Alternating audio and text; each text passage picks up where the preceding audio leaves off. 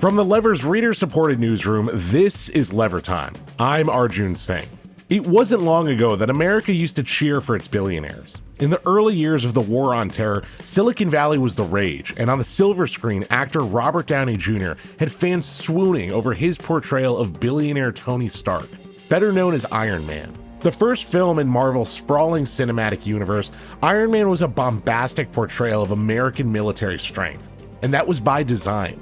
Working with the Pentagon, Marvel agreed to let the military effectively censor the movie by nixing elements that may have shown the military in an unsavory light. 16 years later, Downey Jr. has retired the character, and the country has grown fatigued with forever wars, and increasingly uncomfortable with the digital web of surveillance tools at the government's disposal. Meanwhile, billionaires have become their own class, launching rocket ships, hijacking political campaigns, and embedding themselves into public life, whether we like it or not. It's all made a character like Iron Man, a mega-rich weapons developer, feel a lot different today. But that's where my guests today come in. Today I'll sit down with Spencer Ackerman, a Pulitzer Prize-winning reporter who covers national security and is the author of a new Iron Man comic series developed by Marvel. We'll sit down with journalist Dave Gonzalez, who's done deep reporting on Marvel and Disney, and in particular how the two worked together with the Pentagon in the MCU's early years.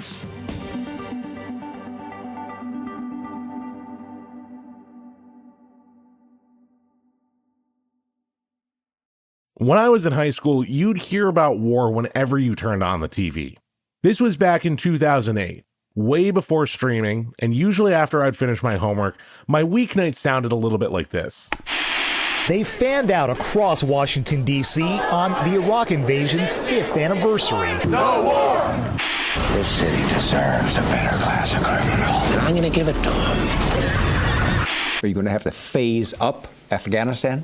I think that we are going to have to send a couple of additional brigades into Afghanistan to help shore up what has been a declining security situation in Afghanistan. But I remember one night when I was channel surfing, I saw a trailer for a new movie. It was called Iron Man. Mr. Stark, you've been called the Da Vinci of our time. What do you say to that? Absolutely ridiculous. I don't paint. What do you say to your other nickname, the Merchant of Death? That's not bad. They say the best weapon is one you never have to fire. I prefer the weapon you only need to fire once. That's how Dad did it. That's how America does it. And it's worked out pretty well so far. To peace. As a giant comic book geek, I knew all about Iron Man. I knew he was one of the Avengers, and he flew around in a giant robot suit, and had more money than Richie Rich and the Monopoly Man combined. See, this was the early days of superhero movies. At the same time Iron Man was coming out, there was Spider-Man, and Batman had a movie. Superman, everyone seemed to be getting movies. They even made one for Ghost Rider, this obscure motorcycle-riding skeleton with a flaming head. But today, Iron Man's probably best remembered as Marvel's first movie in what's now called the Marvel Cinematic Universe. And when that trailer hit the airwaves, I was hooked. It was sleek, action-packed. Robert Downey Jr. as Tony Stark, the alter ego of Iron Man, had an old-school cool about him, reminiscent of the Rat Pack. And it was loaded with high-tech action. See, Iron Man's the story of a weapons developer turned superhero. In a nutshell, it'd be like if the CEO of Lockheed Martin designed a robot suit and started fighting crime. A frightening image, right? But Robert Downey Jr. played the character of Tony Stark with charm. There's this one memorable moment in Iron Man 2, for example, when Tony Stark is forced to testify in front of a Senate committee about his decision to, well, operate as a one-man military because he's rich enough to be able to do so. It's working. We're safe. America is secure. You want my property? You can't have it. But I did you a big favor. I have successfully privatized world peace. The eerie parallel between Tony Stark and Elon Musk is one thing. But another awkward truth about Iron Man is that the film was a powerful piece of propaganda for the US military.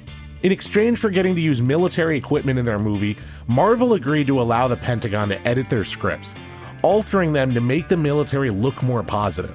And it's a process they've been doing for decades.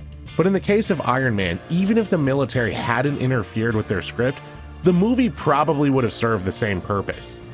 As an embodiment of both the national security state and US foreign policy, Iron Man is forever intertwined with our perception of military might. His character's a Rorschach test for how America feels about the use of force around the world. It's for these reasons that I reached out to two of my guests today. One of them is Spencer Ackerman, a Pulitzer Prize-winning journalist who's covered the war on terror and the security state for more than 20 years. Spencer's currently the author of the newsletter Forever Wars, but he's also the mind behind a new Iron Man series that's out right now. In the series, Spencer tells a new tale of the billionaire weapons developer turned superhero, one that's informed by his own reflections and insights after covering the war on terror. And my other guest is Dave Gonzalez. Dave is a co-author of the book MCU, The Reign of Marvel Studios, and the co-host of the podcast Trial by Content. Like me, Spencer and Dave grew up reading comic books, and they were tools to help us make sense of the politics and culture wars of our childhoods. So, with Spencer now at the helm of his own Iron Man story, I wanted them to help me unpack a question. Can a billionaire vigilante, one who frequently refuses to yield to any form of accountability, still be seen as a hero today? So you've had a really interesting career. You've covered the war on terror for a long time. Now you're writing a new Iron Man comic series for Marvel. Spencer, to start off, just tell us a little bit about this series and what's the energy that you're bringing to it. Well, Iron Man is coming out of a period in his character history where he was briefly in the X-Men side of Marvel during the end of an era of X-Men comics that, toward the end of it, centered around essentially a mutant genocide. So they're relaunching the book. This is the run that I'm doing with the tremendous artists Julius Autois and Alex Sinclair. Back into a more traditional mode of Iron Man storytelling, but I take it as a starting point that he just lived through witnessing a genocide unfold, and because he was not the target of that genocide, he would probably have a lot of doubt and uncertainty about whether he would be entitled to his trauma. And that is kind of the energy. I think I don't really have to elaborate on how that would be particularly relevant in 2024. That's the energy I'm sort of taking the character into this run. That's not to say it's a dour one. It's one in which we're going to have a lot of superhero action, but at the same time, threading it back to Tony Stark as a billionaire's pursuit of scale, and some questions about what heroism looks like in a context like that. Yeah, I mean, Iron Man is inextricably linked to warfare in the military-industrial complex. Like, I remember when it came out in 2008, it didn't really dawn on me at the time because I was in high school, but, you know, the setting is that he's in Afghanistan to deliver a brand new slate of rockets. I think it's a rocket that launches into 7 different rockets to the U.S. military. And, you know, at the time, you're a teenager and you're like, oh, cool, big explosions and whatnot. But there's the trauma that I want to get to that you talked to there. But Spencer, for you, I mean, you have covered deeply warfare, the war on terror, the security state. How does that influence you when you're writing about this character? And do you think about these kinds of things? I think about these kind of things nonstop. This is just who I am at this point in my life. Yeah. I would say that, you know, not to make it too much about me and not about Iron Man, but as you mentioned, I've reported from Iraq. I've reported from Afghanistan. I've covered the real life equivalents of what we're now calling Stark Unlimited through both, you know, downrange explosions, on ship tests, and weird expos in Washington and Tampa. So putting all of this into Iron Man, not only is it a natural fit for that character and that character's mythology, but also it allows me to kind of say things that journalism won't allow you to kind of get into, and, you know, for some good reasons as well as for some frustrating ones.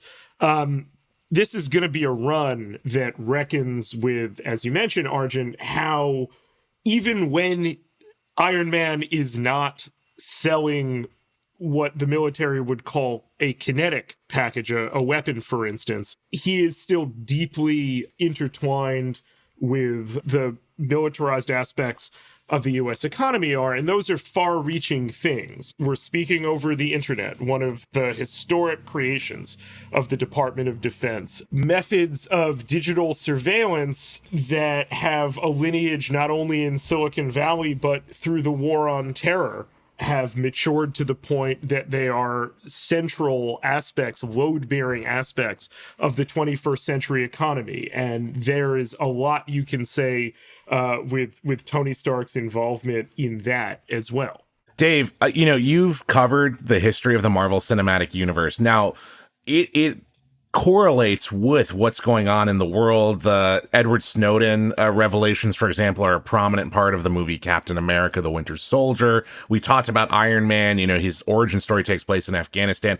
For the behind the scenes, though, at Marvel, how did they talk about this clear, relationship with the military? And my understanding is also that if you put something like a tank, for example, in a movie, or you feature the U.S. military, they have to have a level of involvement within there to kind of clear that, this movie's okay for them to use military surplus or military equipment. But when they were talking about this character and the scale of the Marvel Cinematic Universe, were they conscious of how this relates to what was happening in terms of national security and the dialogue around warfare? Yeah. So we talked to all four writers for MCU, The Reign of Marvel Studios, but specifically the group of Matt Holloway and Art Markham. They were like, that is why we wanted to do it. They were like, originally Marvel Studios was thinking Iron Man period piece, put it back in Vietnam where the source material was. But these guys were like, no, why wouldn't we try to make, basically like a good guy out of Dick Cheney? That was their idea going into it. These are the ideas they wanted to wrestle with. And they were even lines, because they are dealing with the terrorism of the Ten Rings, but trying to, navigate in a way where the Ten Rings isn't necessarily Middle Eastern people. It doesn't quite navigate out of brown people, but they at least tried. And when they were originally shooting it, the leader of the Ten Rings there was a scene where he would unveil all of these missiles, and he'd be like, these ones are from Bush, and these ones are from Clinton, and these ones are from W.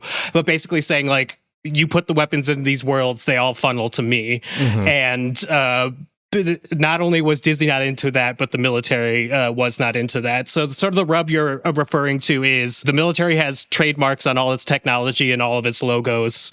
So that's their sort of way of, if you want to portray the military, you need permission from them either to use that, or in the case of something like Iron Man, they actually wanted to use the planes. They actually wanted to use Edwards Air Force Base. In order to do that, you either buy your own F-16s for millions and millions of dollars, which nobody does. There are like private collectors and, non-state armies that have these things that occasionally, pop up in Steven Seagal movies. But for the most part, if you want to use American military technology, you have to get it cleared through the Pentagon in some sort of way. And they are not as prickly about the things that you would think they are. You could show conflict within the American military, but they definitely don't want to show any sort of break in the chain of command. So ultimately, Marvel Studios is getting Pentagon approval for things like the Iron Man movies, the Captain Marvel movie, where very specifically she's an Air Force pilot. But everything after the Avengers, they sort of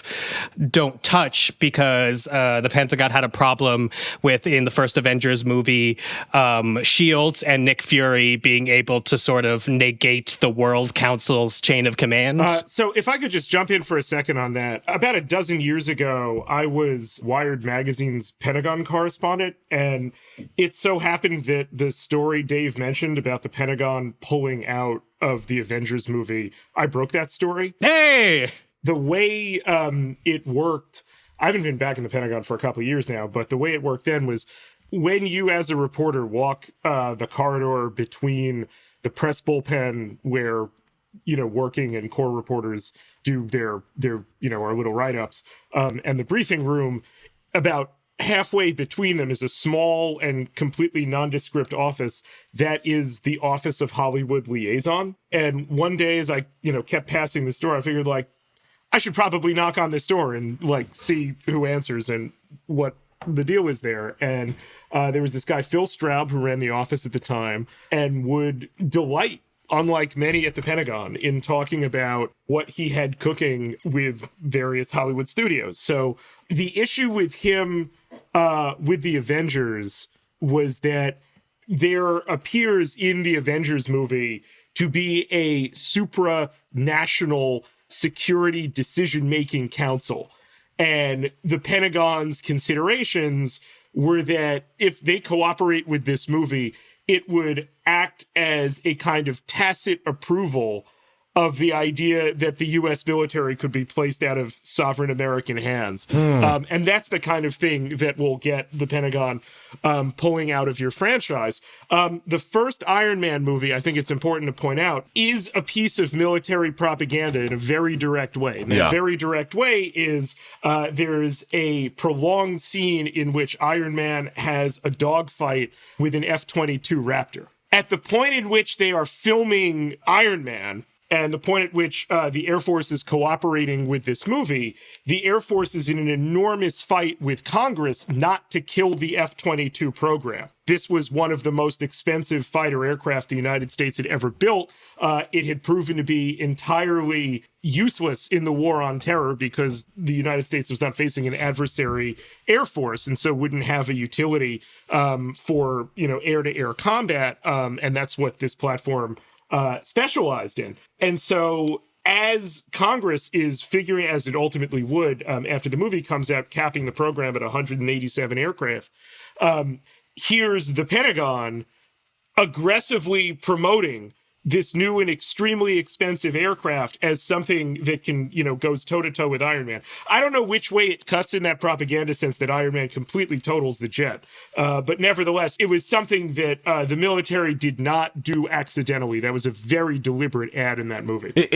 So you take the idea that Iron Man 2008 is a form of military propaganda. When you would go talk to people, whether they're in the military, whether they're, in the defense industry, did it land with people? Like, did you talk to soldiers or people who got into it? And what did they tell you? They fucking loved it. I mean, everyone loved Iron Man. I think the first Iron Man movie is a great movie. Absolutely. Like, I remember how excited I was when I saw that movie. Like, it felt like a crazy swing to have Iron Man in a movie, let alone Iron Man we wouldn't have known it then, but like a redemption career move for Robert Downey Jr.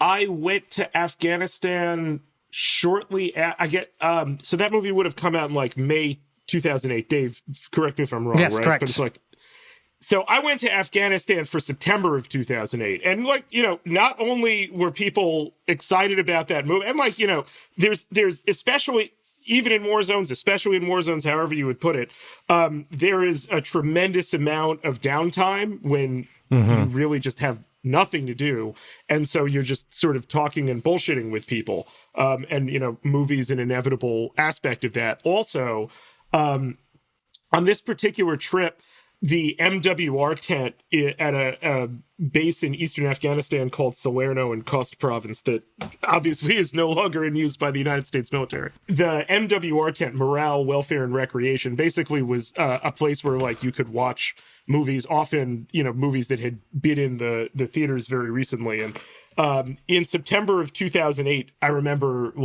I didn't see Iron Man there, but there was like a lot of enthusiasm for that movie. Yeah, I feel like the one thing with Iron Man is that he insists that he is changing and he's a changed person, but his means of trying to be a changed person is still to do what he always does, which is, he's regretting what his role in warfare was. So his idea is to just build more weapons, but this time he has control of the weapons. I don't really ever get a sense that he ever reckons with the idea of wealth and equality and things like that. In your run that you're writing now, Spencer, what's it like inside of Tony Stark's head? Like, he has a clear sort of a messiah complex, but to rectify and correct the things that he's done in the past or the guilt that he feels. How does your Iron Man go about doing that? Does he ever reckon with these questions that he's an oligarch in a very unequal society, that he is a weapons provider who is upping and escalating the warfare game while trying to be a symbol of peace? I think the way you do that is by having other characters like be avatars for those arguments.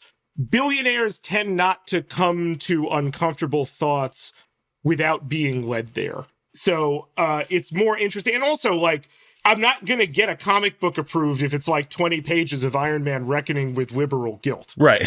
So I neither want to write that nor do I want to read it. I think you've got to make the conflict happen and if I'm doing my job well and I want to, make the politics organic in the stories rather than feel like a layer dolloped on top of it. I think it's easy to laugh at people who say things like, well, when did the X-Men get political? Right?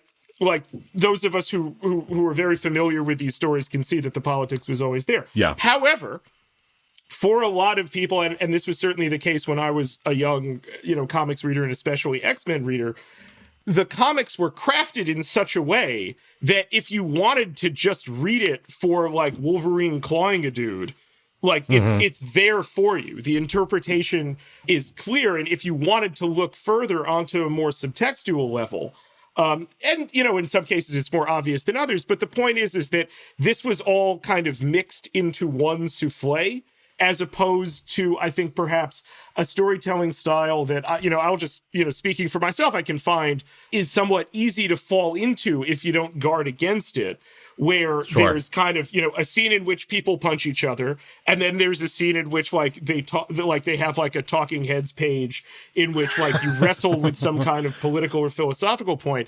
And, like, I don't know if that makes for the best reading experience. And I think what works a lot better is if you can tell a story that has those themes as just an inherent part of the story, if not a motivating factor for it, and find ways to turn this into like suspense, turn it into action, turn it into some mystery, and turn it especially into conflict. After the break, I'll continue my conversation with Spencer and Dave. We'll be right back.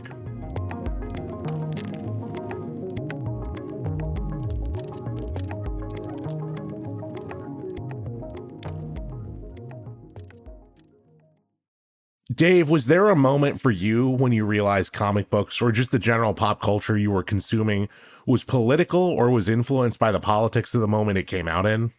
I was 17 on September 11th, so I think I fell for a lot of the flag-waving, nationalism promoting, let's get an American flag pin, sort of thing for a couple of months. And then because I was 17 and in high school, I very quickly became, anti-forever wars, as Spencer would call them. And so that became, I think, my political awakening. Applying that to pop culture is, I think, still an ongoing process, especially with the MCU, and something that I think I found attractive in comics but didn't really have like a word for yet, is I love the power of storytelling, but I feel like in the 21st century, we've sort of broken certain parts of it, because instead of using a story to give an emotional catharsis or to give a thrill, there's this background hum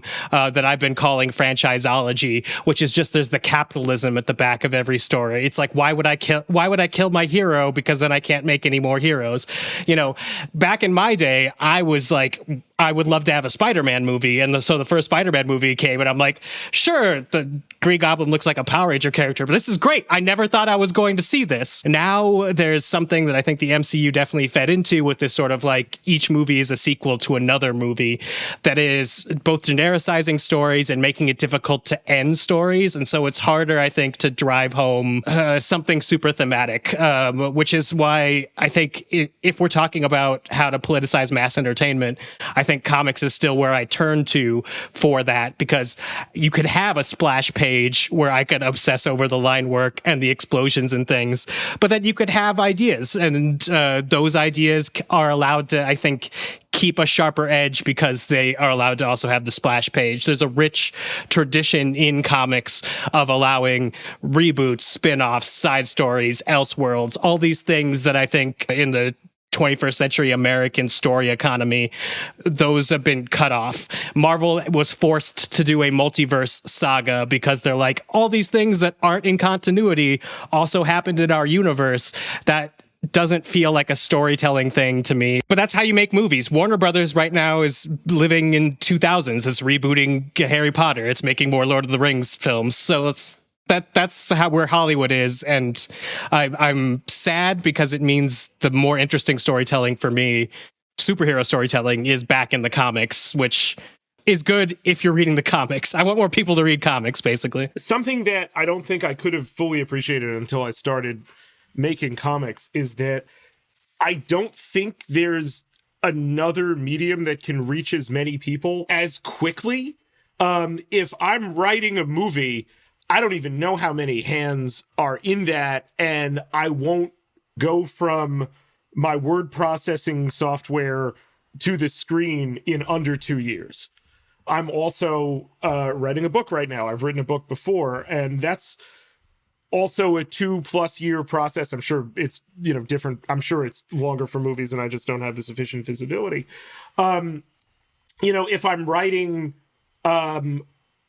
fiction, getting a contract to publish that is another thing that goes for perhaps longer than, I think in a lot of cases, the perishability of a certain idea, perhaps. And I started work on Iron Man in March of this year, and the first issue was published in October.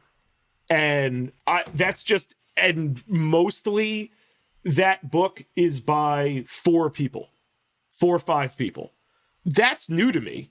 Obviously, as a short turnaround, journalist, as well as doing, long form stuff that I have, I'm very used to, perishability and collaborative environments. That's how a lot of news, and it's especially how a lot of investigative journalism gets made. Always pay attention to the fact that there's more than one byline on a lot of the best journalism that you've read. Like with comics, there's a limit to auteuring stuff. But at the same time, from a creative standpoint, I don't really know that there's anything that can get a reaction to a contemporary event, or perhaps perspective on a rising cultural moment or cultural sensibility into print in front of as many people as fast as comics can. Oh, it sounds like Iron Man's getting into healthcare. Boy, let me tell you, the day that happened, I sent some notes back to issue 7. We changed some dialogue. There's gonna be some stuff going on, but yeah, like you really can, and you can do it badly. You can do it in a way that sacrifices the superhero stuff and sacrifices what people who are coming to Iron Man for superhero action are there for, or you can try threading it into that thing. And if the run that Julius and Alex and I are doing are successful, it'll be because we did that second route and we were able to pull it off. Thanks for listening to another episode of Lever Time. This episode was produced by me, Arjun Singh, with editing support from Joel Warner and Lucy Dean Stockton. Our theme music was composed by Nick Campbell.